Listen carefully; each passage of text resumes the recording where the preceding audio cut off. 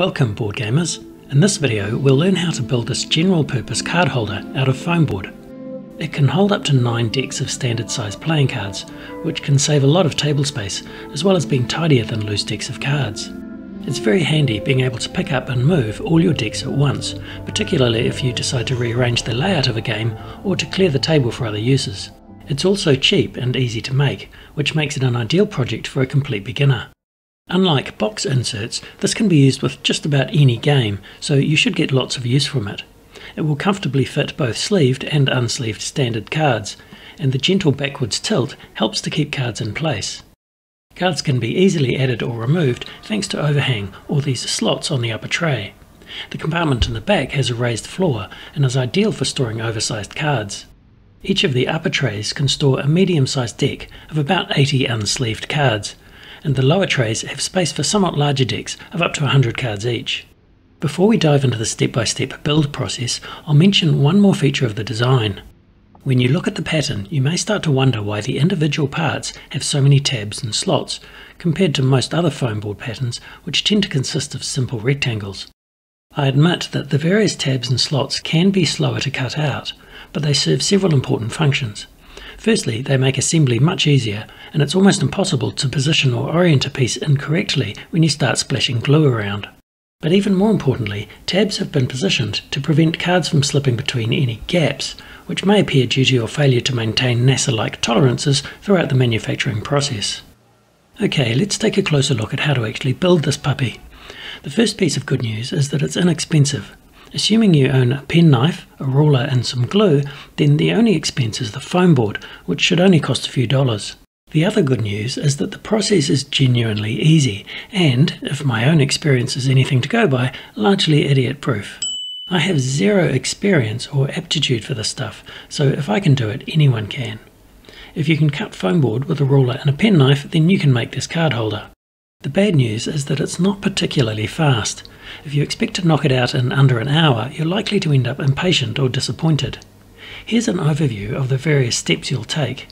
We'll look at them more closely in a moment, but in a nutshell, you'll buy the foam board, print out the pattern, cut out 10 shapes from the foam board to match the pattern, and finally assemble and glue the parts. You'll probably want to glue it in 2 or 3 stages, letting the glue dry between each stage. So altogether it's going to take a few hours. Personally, I consider it time well spent because the card holder is so practical, and also because craft projects can be kind of fun and rewarding, but your mileage may vary. When purchasing the foam board, it must be 5mm thick. Any other thickness will almost certainly result in an epic fail. Fortunately, 5mm foam board seems to be the most common variety by far, and you may be able to buy individual sheets of it at your local hardware store or a stationery or craft store. I bought a single A2 sheet, but you could also buy 2 A3 sheets, 4 A4 sheets or equivalent.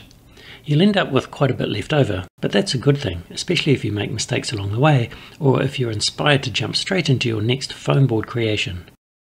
Next you'll print out the pattern, which is on 4 pages linked below.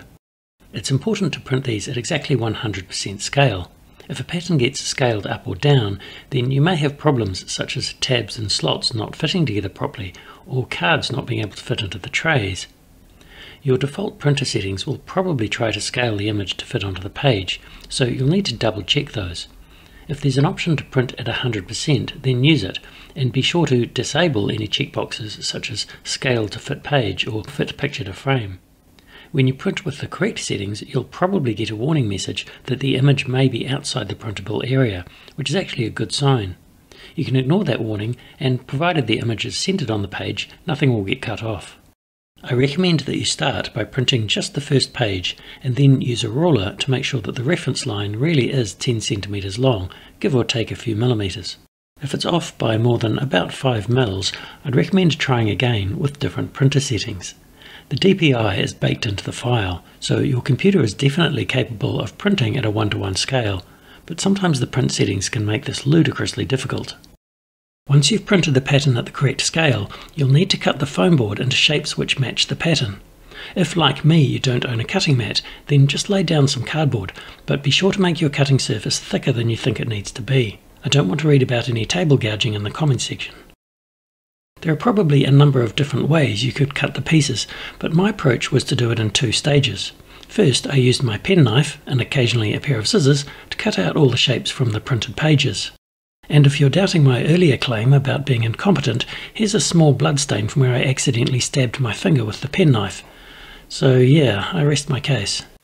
Then I placed each cutout on top of the foam board and cut around it.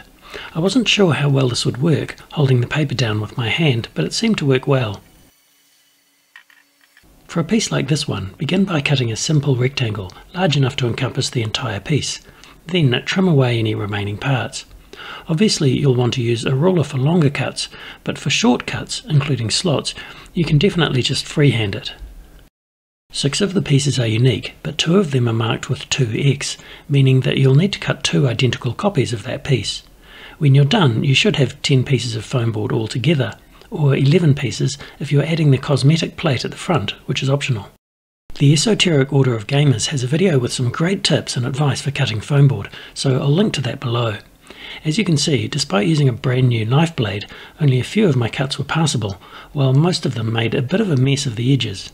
But I've never worked with foam board before, so I don't feel too bad. I'm sure that more experienced crafters will do a tidier job. And if you're the kind of person who's really bothered by small imperfections, then homemade accessories might not be the way to go. It goes without saying that all this cutting is by far the most time-consuming part of the project, but the more accuracy you can manage, the tidier your finished card holder will be. So take your time and don't forget to put on some chill music while you work. And unlike my own attempts, try to keep blood loss to a minimum. Once you've cut out all 10 pieces, you should try assembling them without applying any glue, so that you can identify any issues. The various tabs and slots should easily hold everything together, with the exception of the back plate, which tends to fall off if it's not glued. Once you're satisfied that everything slots together nicely, you can begin gluing everything together. But be sure to test your glue on the edge of a spare offcut of foam board before you start. Most glues should work just fine with foam board, including craft glues, PVA glue or a hot glue gun. But some glues contain solvents which can dissolve the foam core, so it pays to look before you leap. Exactly where you apply the glue is entirely up to you.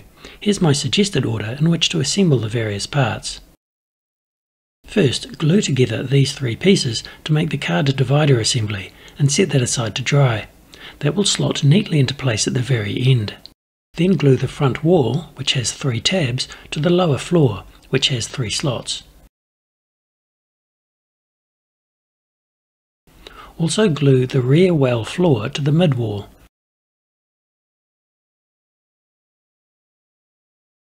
These 2 assemblies slot into one of the 2 side pieces.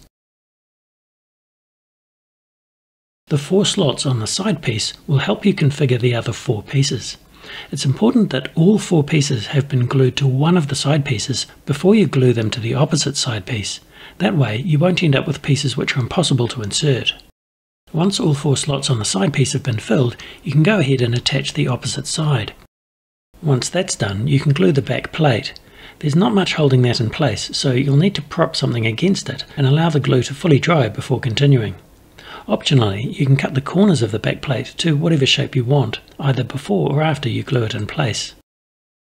Finally, you can glue the card divider assembly into place and attach the front plate, which is purely cosmetic. And that's a wrap for the build and for this video. If you do decide to build this card holder, or maybe you've built one of your own design, please don't hesitate to upload a photo somewhere and link to it in the comments below, because I would love to see what you've made. Thanks for watching, and good luck with your build.